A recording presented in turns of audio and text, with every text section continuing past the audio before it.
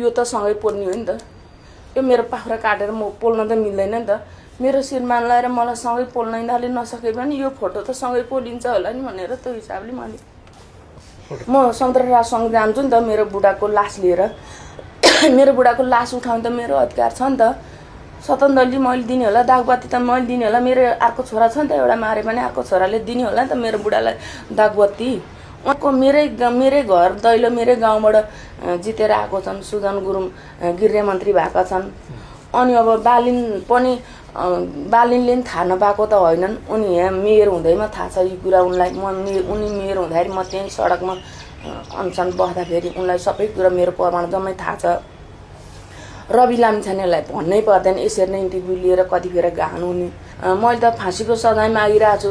आमा फाँसीको सजाय छैन नेपालमा भन्नु होला, तर बनाउँदा मिल्छ। मेरो यस्तो बच्चा मार्नु पनि त कानुन थिएन नि त। कानुन बनाएर मारे हो र मेरो बच्चालाई, होइन नि? हो, त्यो मेरो बच्चा जसरी मारेको छ त्यसरी नै त्यो अपराधीहरूलाई पनि मारुन्। तर बुद्ध जन्मिएको देशमा मान्छे मारुन् चाहिँ म जस्तो आमाले कसरी भन्ने हो र? तर पनि मलाई जुन गरे, मलाई मेरो बुढालाई जुन हैसियत गरेको छ, मेरो बच्चालाई पछाडिबाट गोली हानेर अडी निकालेर मेरो बच्चाको हात भाँचेर खुट्टा भाँचेर टाउको किल्ला ठोकिकन मेरो बच्चालाई जसरी मारेको छ त्यसरी नै यी अपराधीहरूलाई पनि कारबाही होस् भन्न चाहन्छु म त।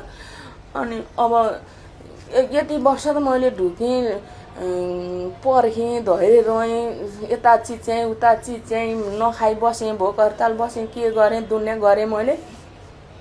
अब उहाँहरूको 100 दिन पुगेको छैन। अब कति दिनमा आउनु हुँदो रहेछ। अब 5 वर्षको हेराको सरकार भन्नुभएको छ, होइन? अब 5 वर्ष हेराघेरामा त मलाई त 5 वर्ष त लाउन यिनीहरूले हुँदैन हुने चाहिँ। तर पनि मलाई कति दिनमा मलाई भेट्न आउनु हुँदो रहेछ, कति दिनमा मेरो मेसेजसँग पुग्दो रहेछ, कति दिनमा मलाई न्याय दिन आउनु हुँदो रहेछ। सरकारको पनि केही पर्खाइमा बसौँ न त भन्ने चाहिँ छ मलाई।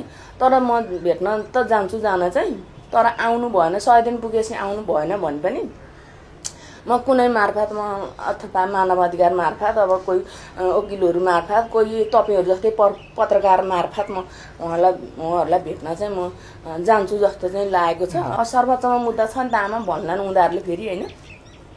म त देशैको आमा हो, होइन? अनि त्यो भएको कारणले अब के गर्नु हुँदो रहेछ त्यो पर्खाइमा छु म अब।